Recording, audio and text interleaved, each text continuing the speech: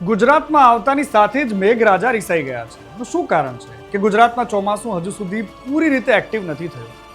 હાલની સ્થિતિ પ્રમાણે ચોમાસું દક્ષિણ ગુજરાતના કેટલાક જિલ્લાઓમાં પહોંચી ગયું છે, કેટલાક વિસ્તારોને આવરી લીધા છે. હવામાન વિભાગ કહે છે કે સુરત, નવસારી, વલસાડ, ડાંગ અને તાપી જિલ્લામાં આ ચોમાસું પહોંચી ગયું છે. પણ મેઘરાજા રિસાયેલા છે, પહોંચી ગયું છે મતલબ હાજરી ભરાવી છે. નર્મદાના કેટલાક વિસ્તારો પણ આવરી લીધા છે, પરંતુ પરિસ્થિતિ એ છે કે એવો નોંધપાત્ર વરસાદ ક્યાંય થયો નથી.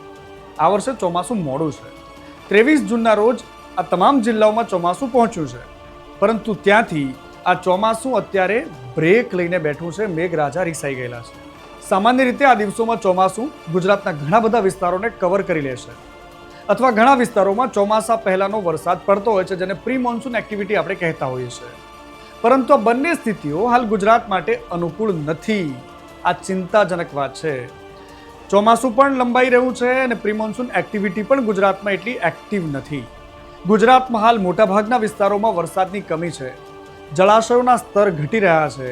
અત્યાર સુધીમાં 50% જેટલી વરસાદની કમી છે. જૂનમાં સામાન્ય રીતે સમયગાળો સારો હોય છે, વરસાદ થતો હોય છે અને ખેતી લાયક વરસાદ તો થઈ જ જતો હોય છે.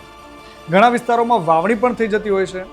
પરંતુ અત્યારે ખેડૂતો માટે સૌથી મોટી ચિંતાનો વિષય એ છે કે ઉપર આકાશમાં જોતા અન્નદાતા રાહ જોઈ રહ્યા છે કે ક્યારે વરસાદ આવશે. આ ઉપરાંત હાલ બંગાળની ખાડી શાંત છે.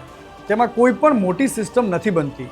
સામાન્ય રીતે ચોમાસાને ઉત્તર ભારત અને પશ્ચિમ ભારત સુધી આગળ લઈ જવામાં લો પ્રેશર એરિયા જરૂરી હોય છે, જે બંગાળની ખાડીમાં સર્જાઈ રહ્યા નથી. આ ખૂબ જ ચિંતાજનક વાત છે. હવામાન વિભાગનું એ પણ કહેવું છે કે આગામી 3 થી 4 દિવસોમાં ગુજરાતના કેટલાક વિસ્તારોમાં વધારે વિસ્તારો સુધી ચોમાસું પહોંચશે, પરંતુ સમગ્ર ગુજરાતમાં વરસાદ પડે તેવી પરિસ્થિતિ નથી દેખાતી.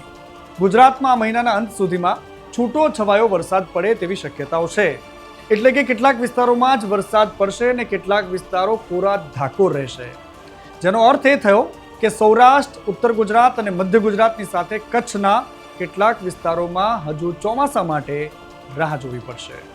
નમસ્કાર.